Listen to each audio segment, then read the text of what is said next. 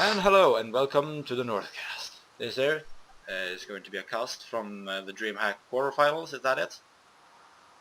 Is it the quarterfinals? Yeah, this is the quarterfinals, I believe. Okay, this is going to be a quarterfinals between LiquidTLO up here in the top left corner.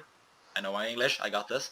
And down in the bottom right there is going to be LiquidTeaja. So Liquid versus Liquid. There's going to be a team kill here, which is sad because I love both of these players. Although I'm rooting for TLO. Because I love TLO. How can't you root for TLO? It's TLO. He's German and have quite a sexy beard. I know. Tejas isn't. He's Korean. Korean doesn't count. He's Korean, right? Yeah, he's Korean. Okay, I know my players. Professional casting right here, children. You know, you get what you pay for. Do they pay anything for us seeing us cast? Nope. So that's what they get. That's what they get what they pay for, and that's not very much. But don't worry, children. We're going to get better. We promise. Cross my fingers. Yeah. This is a map. This is going to be a match on Star Station, and I forgot to take that down again. Son of a bitch. No, you didn't see anything, children. Just be quiet. We should probably get an overlay or something, but yeah, that sounds like a good idea. Didn't we have an overlay? I think we had someone made us. I think we made an overlay at some point, but we never got around to using it. I never got the file actually, so I don't know. Okay. But I believe we talked about an overlay, yes. Don't worry, And we should probably note that there are StarCraft happening. Yes, both of the players are expanding and doing. They're both pretty secure in this matchup, taking an expand blindly without scouting anything. Probably not going to wind up punishing any of these players. No. What would be kind of fun would have been to see like TLO go for some kind of like 6-pull or something. Proxy hatchery at the 4th. Would love to see that. Proxy no. If you first proxy hatch like cats and just take the natural. Good point. Because then you both proxy and deny the second base. That's two whammies in one that can't possibly go wrong. Or you could do the answer to the engineering block of the engineering bay block of the Terran, and put the Evo chamber on the Terran's natural. Yeah. And when the Evo chamber dies, you just run the Broodlings up into the main and get scouting information. And if you're lucky, poke down a few Terran, poke down a few Marines. Or maybe get an SCV kill. And if you think about this, we have double orbital and double queen from TLO. Orbital from that there Teaja. And then we have the factory coming down from that there Teaja, so Hellions is the... Hellions or Widow Mines. I'm crossing my fingers on.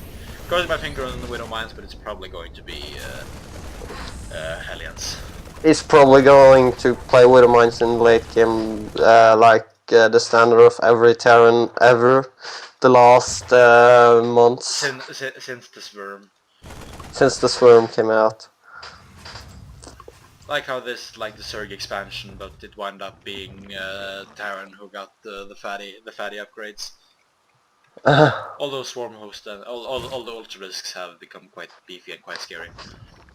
Yeah. And I have a lot of queens for TLO, 4 queens out at this moment, and 2 more on the way, so it's a total of 6 queens at the 6-minute mark. That's a lot of queens. I'm liking this style. I love queens. Queen is such a cool unit. Look at them. They're so cool. Yeah, this is, I believe it's the style which would help you favor more like drone production.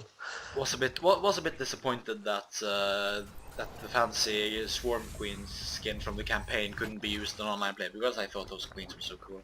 Did not approve of them costing like 50 gas. That was a bit disappointing. Yeah, but they also have instant transfuse, and you didn't have to use lava injects. Yeah. And there's a tech lab finished up now for the starport. Yeah, so Banshees. Banshees is probably coming next, although... But the bank of gas, there's not enough for Pro. So a little bit delayed, although the Banshee is on the way. Would love to see a Raven, though. Auto turret harass is so fun, because auto turrets actually never die. Yeah, but I would actually say if you're gonna be offensive, I would say a Raven would have been such a great unit, because you don't have to use any scans for creep shimmers or anything, and also like Raven have the Hunter Seeker missile and everything. The problem being that Ravens so very expensive on the gas, costing like 200. Yeah. So it still might be interesting to see, and might be interesting to see a Raven being used in the early game on a pro level.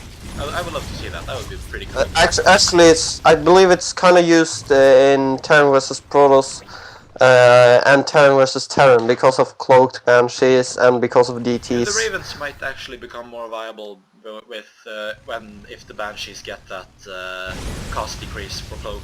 And, yeah, but I also think Raven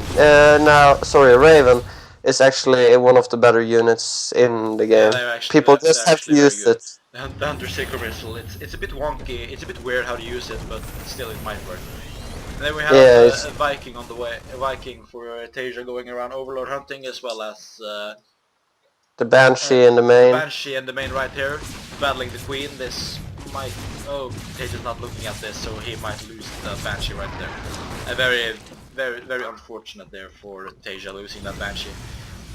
Yeah, but he did pull the Queens away so he could push back the creep. So still not worth it if you've taken the Banshees are still quite expensive. So. And also look at how many Hellions Teja. And the Viking is not actually using the Viking is not being so much used. So not. I don't know actually what Teja is doing at the moment. He's probably microing back at home or microing down there. Yeah. And then we have a link counterattack from TLO assaulting third base, newly established third base, and forcing the lift off. So there you have quite a sexy siege tank just finishing up on the low gun, going to kill a lot of Zerglings in that painful hit there, almost losing everything. That was the siege tanks there is something I really just love when Terran player do. Ooh, huge Hellion harassment there, getting into the third base, but losing all of the Hellions to a certain... 8 Hellions! Very good. I don't know who came out on top in that engagement, but very good engagement for both of them. Actually, I would say Teja is ahead right now because it's 58 SCVs to 60 drones now, but still it's 3 mules at a time. Teja. If you look at the income tab, we see right now they're pretty equal, but if I believe Teja's transferring workers though. If Teja secures this third base, he will come ahead, as you can see here, slowly getting ahead over 2,000 in income right now. So. Yeah. But TLO is holding his own swarming, and steadily increasing his drones. Although Teja is quite good at staying put with his drones as well.